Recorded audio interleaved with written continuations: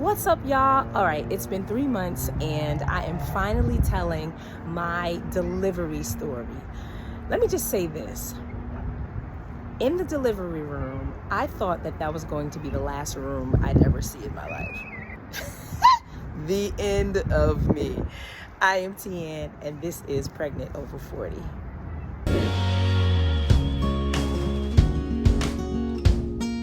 So it all started actually the morning of October 27th.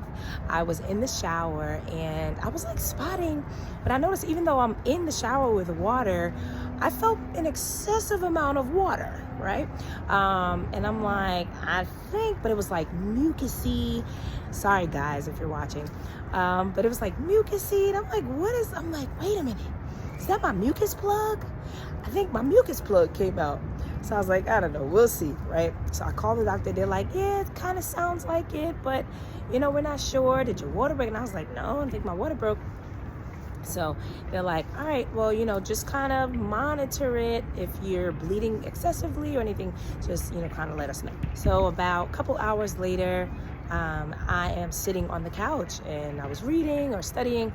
And then I just feel like a gush, but it wasn't like TV, right? Like all this water fell out, It was just like, I felt like I got my period. Like when your period just comes and you're like, oh shoot, do I have a pad on? I don't have a pad on. I need to go put a pad on.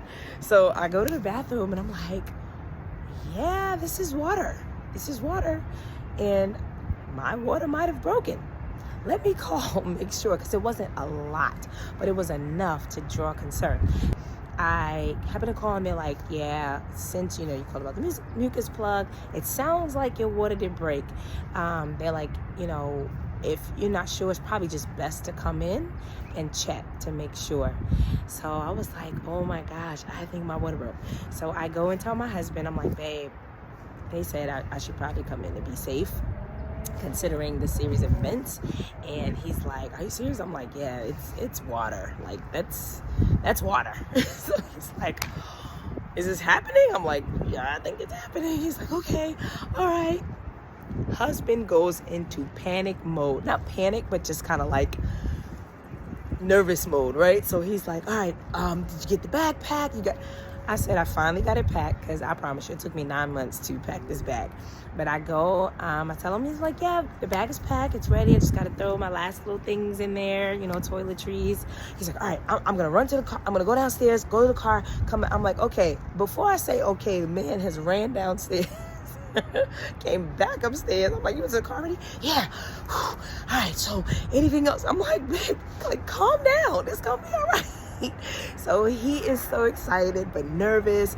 I'm laughing, joking, chilling. We're in the car. He's like, why are you like not I'm like, I don't know, I'm fine. I'm not in pain. Everything's fine. Joke's on me. We get to that good hospital. They, give me a gown. As soon as I go to put my gown on, whoosh, my water really breaks now. It's actually like the movies. Like there was water all over the floor, all over in the bathroom. I was like, oh my gosh, no, my water really broke. So funny enough, the doctor that comes in or the tech, they had to check and they're like, all right, we're gonna check and see if your water broke. I'm like, no, my water broke in my house. Actually twice it broke in my house. And I was like, and I got here, I'm like, look at the bathroom, like it's wet, like my water broke. He's like, yeah, but you'd be surprised how many women come here and say their water broke and their water didn't break. And I was like, the heck. So whatever, fine, I'm telling you I'm not lying. So he's like, yeah, your water broke. I'm like, I told you my water broke. So we stayed, they admit me in or whatever. And I'm like, I'm just chilling, I'm good. I'm like, I'm hungry. Now this lady said, don't eat.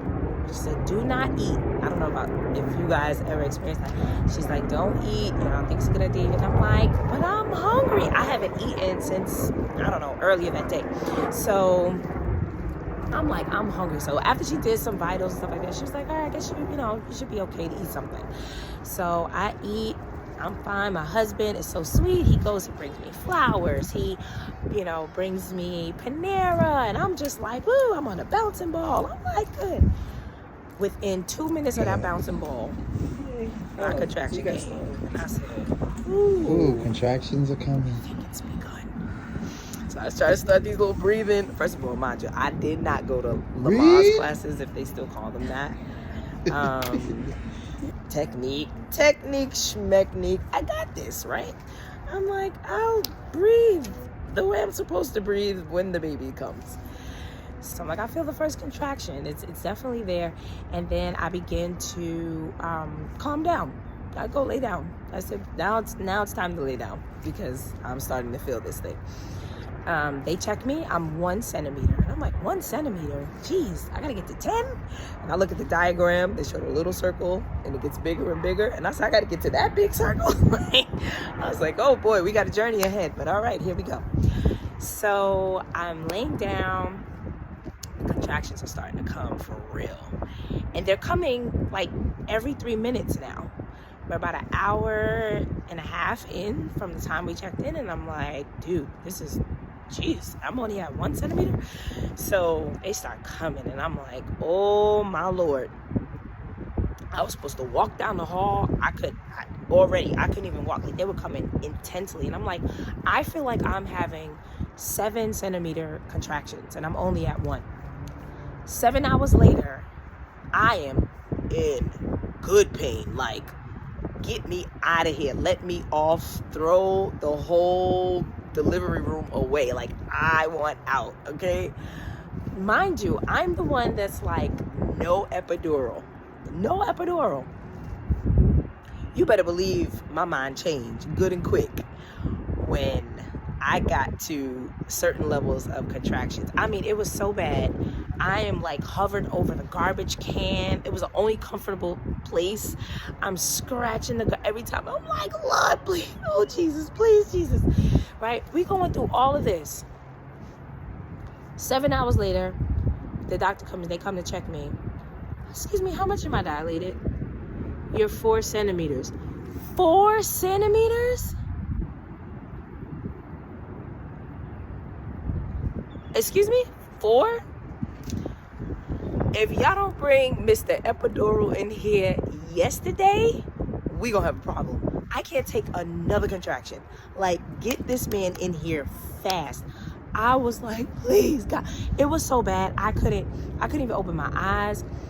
My mother was in the room, my mother-in-law, my husband, and a doula, and the doctors, nurses. I was in another world. All I wanted was this to end. Like, I was so much... Sidebar, commercial break. Shout out to every woman that has had a child without an epidural. God bless you. Y'all different. Y'all are made differently. Because I was like, I'm not getting an epidural. Like, I'm a tomboy. I played sports, basketball, ran track, swimming. I like to play fight. I have a high pain tolerance. Like, I got this. Well, yeah, okay. I learned real fast. I learned so fast. By 7 hours in, they said I was only 4 centimeters. I said, bring that man in and give me that epidural. And I sure did take that epidural. I'm not taking that. I took the epidural. I held on to my husband so tight. And let me tell you, I got a contraction right in the midst of him giving me an epidural. But you'd be surprised how much power you have, the mind has, right, over the matter. Because that contraction came, it hurt so bad, but you couldn't pay me to move because I knew the risk factor that was attached to it. And I know it sounds oxymoronic, right? Because it's like, why don't you use that same mentality through the child? Look, for the moment, I could deal with 1 contraction while he's injecting this good medicine in me. So after that, I was like, all right. I was able to open my eyes. I couldn't feel my legs. I didn't like that, but I could at least finally like be present, somewhat present. Now concerns arise. I caught an infection, and then the infection caused me to spike a fever. And because of the fever, now my son's heart started racing. Like, the heartbeat started to increase rapidly. And so it starts to drew concern, because it's like, if this infection doesn't go away, because of the infection, they need the baby to come out soon. And because I was still like not dilating fast enough, and now that I have a fever and our heart rates are going up, it was causing, much concern. So they were actually considering a C-section, which I really didn't want. But to be honest, in those moments, you're just like, whatever is best for the baby and myself, you gotta do what you gotta do. But we were really praying, and I was just praying like, God, please, I want to be able to have the baby naturally. So thanks be to God, they let some time pass. They want to see what my body was going to do. I was freezing. They had a million blankets on me, and I was just kind of like snuggled up. So hours later, we hit 5 o'clock in the morning mark. So it was about 13 hours of labor. And the doctor comes in, and she's like, woo, you're fully dilated. I was like, thank you, Jesus. So they said, yeah, it's time to push. I was like, thank you, Lord. So I go to open. Well, I couldn't open my legs because I couldn't feel them. Somebody had one leg, right leg. Another person had a left leg. I'm wide open, ready to go.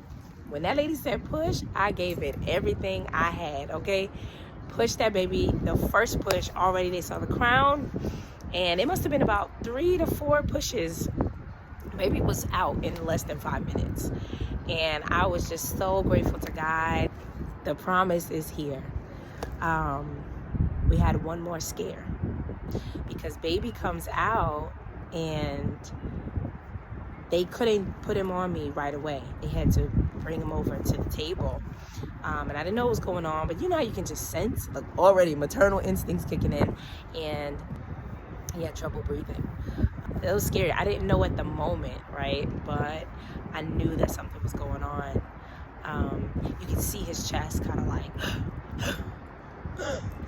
and his cry was so faint, and he's like, oh, and my heart just, I could cry right now.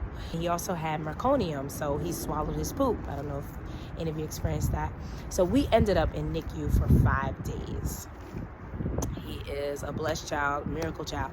We were in NICU for 5 days, and they had to, really regulate his system. We couldn't leave until all of his levels were where they should be. Sodium and, making sure that he could breathe without the oxygen. So we had to progress through that.